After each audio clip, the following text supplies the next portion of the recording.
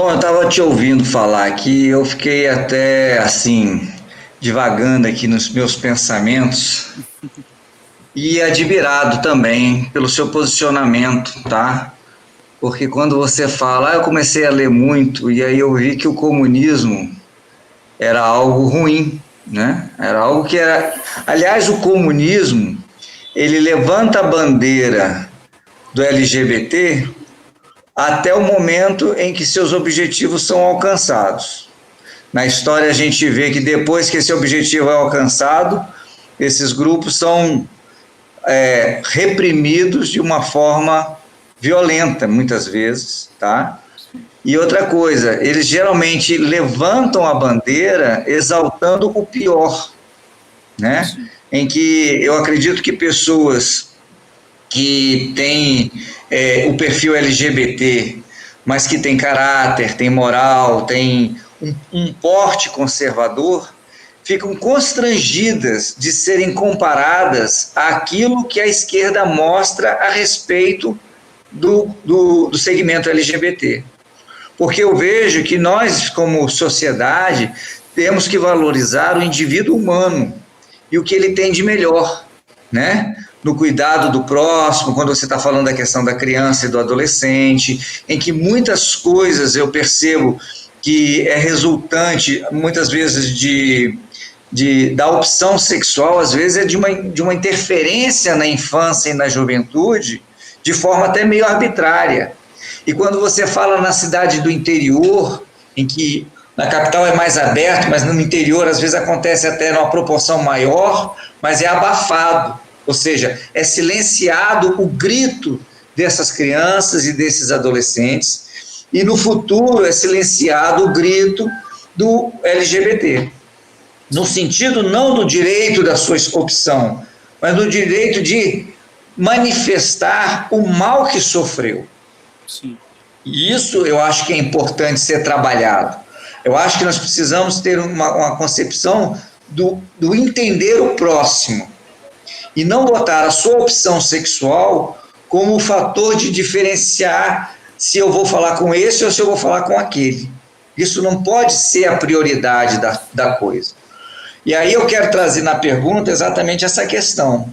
Você sendo vereador, né, eu torço pelo seu sucesso, você vai ter o poder de fiscalização sobre essa escola municipal, né, sobre o posto de saúde no seu atendimento, né, e muitas vezes um vereador, principalmente nessa política velha que a gente tem lutado para mudar tanto, né, ele, em vez de ser a voz do povo ou representante do povo, em que pode estar acionando o Ministério Público, denunciando e dando início a processos que podem interromper corrupção, desvios, maus tratos. Você está me entendendo o que eu estou dizendo? Sim, então, sim, eu vejo que você, por exemplo, eu queria mudar o mundo, mas eu vi que aquilo não era bem aquilo que eu imaginava. Mas eu acho que, como vereador, você vai ter pelo menos algumas ferramentas na mão que você pode não mudar o mundo, mas pode iniciar esse processo de mudança. Porque o que nos falta, aí eu falo do lado de cá, não como político, mas como cidadão, é realmente alguém que nos represente, certo? Como cidadão. Porque a esquerda, ela bota muita representatividade fragmentada. Por exemplo, um representante LGBT da esquerda, ele vai lá para representar o grupo LGBT. E isso, para mim, é um erro grave. Sim. Por quê? Porque o vereador representa o povo. E o grupo LGBT faz parte do povo, né? Então, a minha pergunta é nisso. Você sendo vereador, seu objetivo é esse, né? Fiscalizar, apertar onde precisa ser apertado, apoiar onde precisa ser apoiado. Fala um pouquinho a respeito disso. Então, Ricardo, quando os meus amigos me perguntaram assim no começo, né? Dom, tem certeza? Sabe como é que as coisas são lá? E olha que os meus amigos me conhecem, né? Não é porque eu sou homossexual que eu sou vitimista, que eu me faço de coitado. Não, os meus amigos me conhecem, mas eles disseram assim, Dom, meu que tá aconselhando, você tem certeza? O que você vai encontrar lá brigar com política aqui, a gente em rede social, é totalmente diferente de você estar numa tribuna, numa câmara, discutindo, brigando e indo atrás de denunciar coisas pesadíssimas. É totalmente diferente. E uma das coisas que eu respondi é assim, cara, a resposta que eu mais dou é essa. Eu não precisaria de cargo público para fazer o que eu já fiz até agora, digamos assim, né? Eu confesso que o que o movimento, que o Gays com Bolsonaro conseguiu, eu não sabia que lá em fevereiro de 2018 a gente ia conseguir tudo isso. Foi meio que um experimento, até para mim, e uma descoberta, e uma surpresa até para mim, né? Mas se eu conseguir tudo isso, de engajar pessoas, de inspirar pessoas, conseguir contatos, de juntar pessoas. Poxa, uma coisa que eu não acreditava, digamos assim, eu tinha uma expectativa de que o movimento fracassado, que desse certo no Brasil, assim como deu nos Estados Unidos, mas aconteceu melhor do que eu esperava. Agora, em junho, nós viajamos, sei lá, em 10 pessoas, viajamos 7 estados, vários líderes, um homossexual de cada estado, e foi uma experiência imensa para todo mundo, surpreendente. Muitas vezes eu me pegava assim, ficavam as pessoas dispersas, eu ficava meio sozinho comigo, e eu ficava, meu Deus, isso é incrível. E não é aquele negócio de ficar me sentindo, me achando, eu sou o criador. Os meninos às vezes ficavam brincando, mas você é o nosso líder. Não, gente, o movimento é nosso. Se a chama não partisse de mim, digamos assim, partiria de qualquer uma outra pessoa, num momento ou outro. Mas eu penso assim, que em estando dentro de uma Câmara de Vereadores, em me tornando um político, tendo as ferramentas prévias que eu já tenho, que é de conhecimento político, que é de conhecimento jurídico, que é de aquela coisa que muitas pessoas acham bastante, de ler lei, de texto, de livro, de coisa técnica. Juntando isso com as ferramentas que a gente tem estando dentro da máquina pública, isso é capaz de, cara, se eu fiz tudo o que eu fiz sem cargo público algum, eu fico imaginando com as ferramentas que eu possa vir a ter em sendo vereador.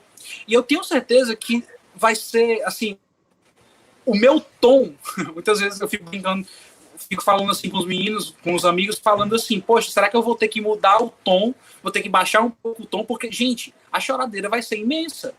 Porque eu não tenho medo, eu costumo dizer que eu não tenho nada a perder, né? Tirando a segurança da minha família, por mim, eu não tenho nada a perder, né? Eu sei pelo que eu estou lutando, sei pelo que eu quero, né? A gente começou falando de seguidor. Uma das coisas que eu sempre falo no Twitter, nas redes sociais, é que seguidor não significa nada. O que seguidor significa é assim, poxa, as pessoas estão dando, eu estou conseguindo alcançar esse número de pessoas, digamos assim, né? Mas em sendo vereador, é isso que vai acontecer. Se eu já não tive medo. Gente, para vocês terem uma noção, eu fui ameaçado de morte no começo do movimento, em 2018. As pessoas diziam que estavam me seguindo, que sabiam onde eu morava, que sabia onde eu trabalhava na época, sabia quem eram meus amigos. E isso não me intimidou, né? Muita gente descobria meu número, ficava mandando mensagem. E isso não me intimidou. É aquele negócio, quando a gente sabe que a gente está do lado certo, que a gente está defendendo o correto, que a gente defende a verdade, o resto não importa, né? E eu penso justamente isso. O cargo público, para mim, nesse exato momento, vai servir como uma voz, porque a gente está numa tribuna de uma Câmara de Vereadores, a gente saindo numa notícia, vereador defendeu causa tal. Isso dá mais visibilidade. E fora as ferramentas, né? Como vereador, eu posso votar projetos de lei, eu posso procurar pessoas que me auxiliem, que também engajem comigo em projetos de lei.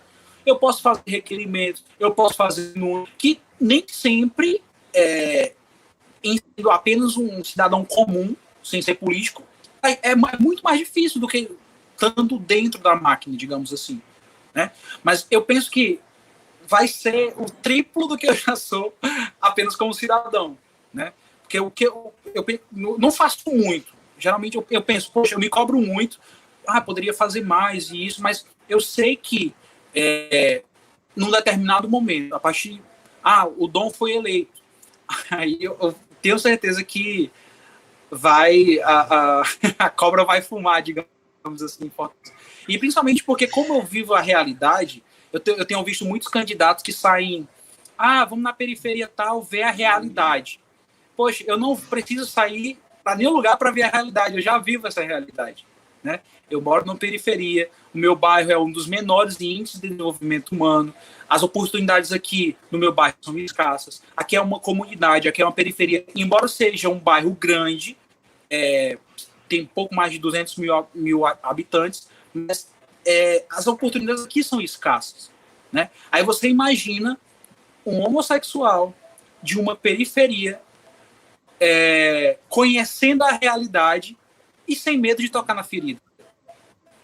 Aí vocês imaginam o que tá aí à frente para me esperar. Mas nessa questão do movimento LGBT, eles estão assim, né?